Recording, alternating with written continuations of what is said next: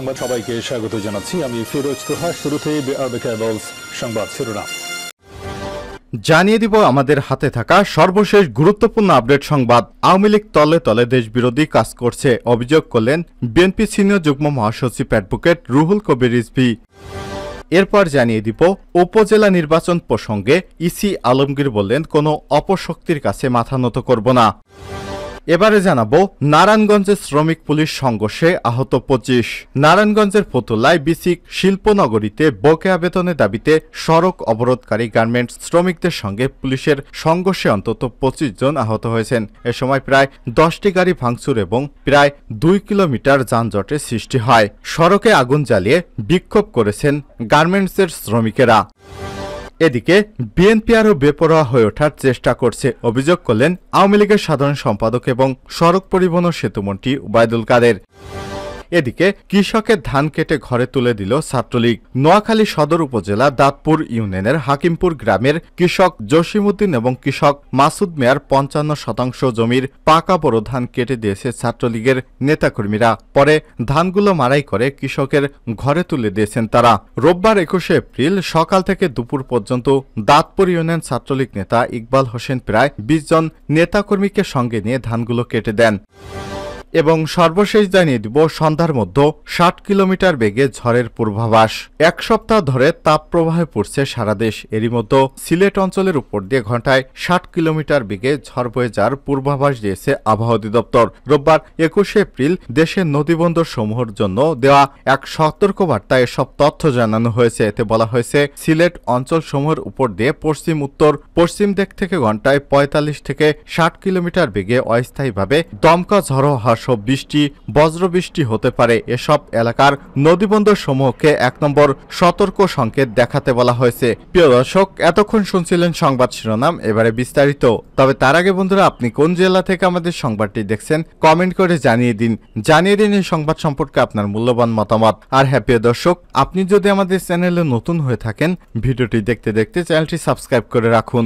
বন্ধুরা, এই সংবাদটি আপনার বন্ধুদের মাঝে ফেসবুকে শেয়ার করে দিন যাতে করে সবার আগে লেটেস্ট আপডেট সংবাদগুলো আপনার বন্ধুদের মাঝে পৌঁছে যায়। এবারে বিস্তারিত।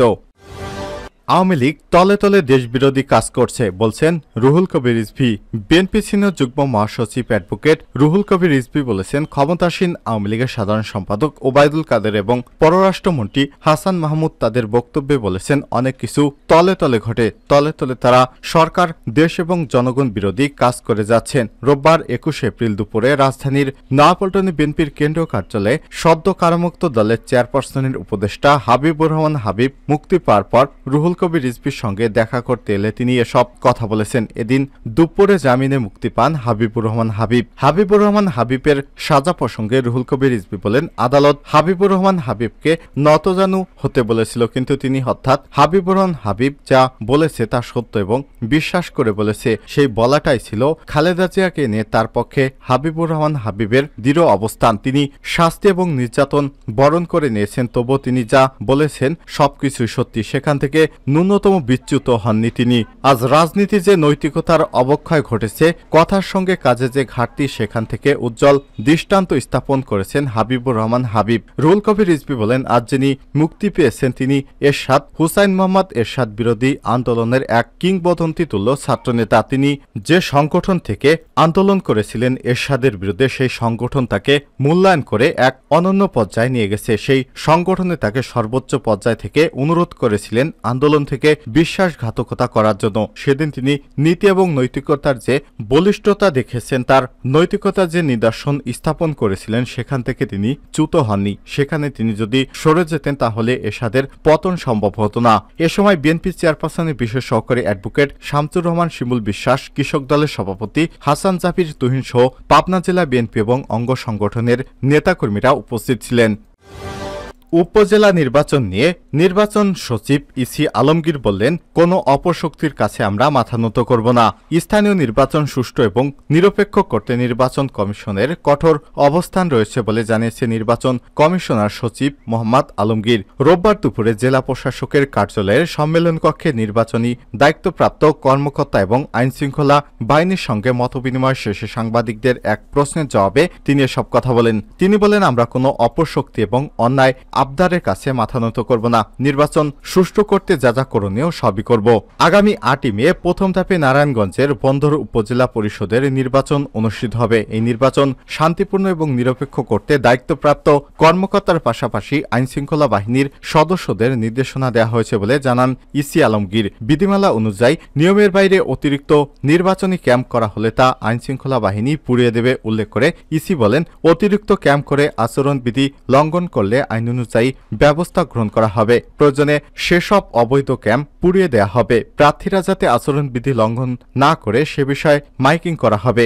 নির্বাচন চলাকালীন কোনো জনপ্রতিনিধি প্রভাব বিস্তার করলে আইনগত ব্যবস্থা নেয়ার হুঁশিয়ারি দিয়েছেন তিনি। এ নির্বাচন কমিশনার তিনি বলেন, এখানে কে কার আত্মীয় কে কার আত্মীয় নয় সেটি বিবেচ্য বিষয় নয়। আমাদের বিবেচ্য বিষয় হলো তিনি প্রার্থী কিনা। প্রার্থী হলে সব আইনগত অধিকার ভোগ করবেন। যেসব কাজ করা তার অধিকার নেই সেসব কাজ করলে তিনি তার যারই আত্মীয় হন না কেন কোনো ছাড় দেওয়া হবে না। নারায়ণগঞ্জে শ্রমিক পুলিশ সংঘর্ষে আহত 25।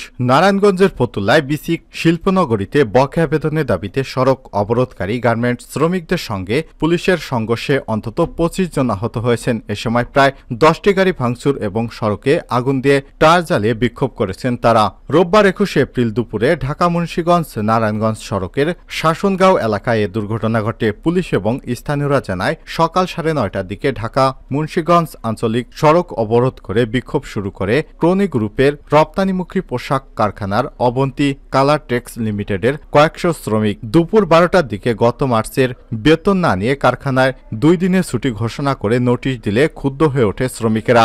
এ সময় যানবাহন ভাঙচুর সহ সড়কে আগুন জ্বালিয়ে বিক্ষোভ শুরু করলে পুলিশ জলকামান দিয়ে পানি ছুড়ে এবং লাঠিচার্জ করলে পাল্টা ইটপাটকেল নিক্ষেপ করতে থাকে শ্রমিকেরা। এ সময় পুলিশ কয়েক রাউন্ড কাঁদানে গ্যাস এবং রাবার বুলেট ছুড়ে পরিস্থিতি শান্ত করার চেষ্টা করে।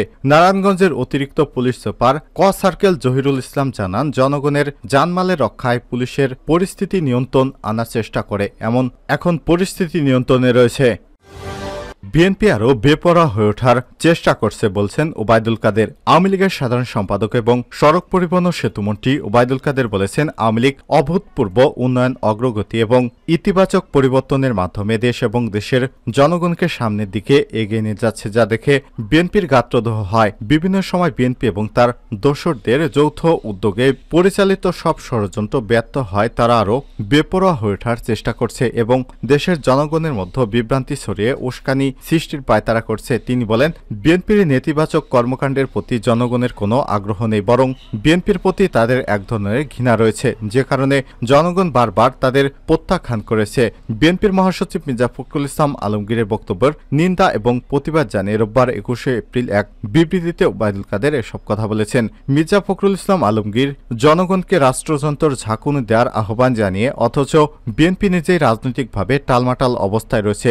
ব্যর্থ রাজনীতির ধারায় হাঁটার হোঁচট আর ঝাঁকুনির প্রকোপে পর্যদস্ত বিএনপি।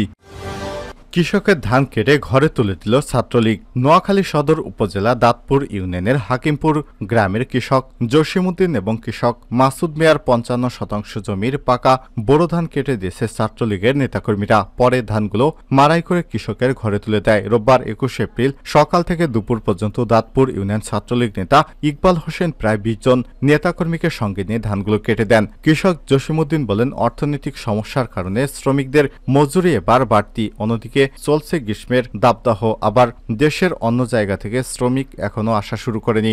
ঝড় বৃষ্টির সংখ্যায় জমির পাকা ধান ঘরে তোলা নিয়ে দুশ্চিন্তায় ছিলাম। ছাত্রলীগের নেতাকর্মীরা এ খবর শুনে আমার 25% জমিতে থাকা ধানগুলো কেটে মাড়াই করে ঘরে তুলে দিয়েছে। তাদের এমন কাজে আমি অনেক খুশি। কৃষক মাসুদ মিয়া বলেন, ধার দেনা করে নিজের 30% জমিতে এবার বোরো ধানের চাষ করেছি। সার, বীজ, কীটনাশকের বাড়তি দামের কারণে খরচ অনেক বেশি হয়েছে। পাকা ধানগুলো ঘরে তোলা নিয়ে দুশ্চিন্তায় ছিলাম। গরমের কারণে শ্রমিকেরা কাজ করতে রাজি হচ্ছে না, করলেও বাড়তি দাম দিতে হয়। কোনো প্রতিদান ছাড়াই ছাত্রলীগের নেতাকর্মীরা ধানগুলো কেটে মাড়াই করে ঘরে তুলে দিয়েছে। আশা করি তারা আমার মতো অন্য কৃষকদেরও পাশে দাঁড়াবে।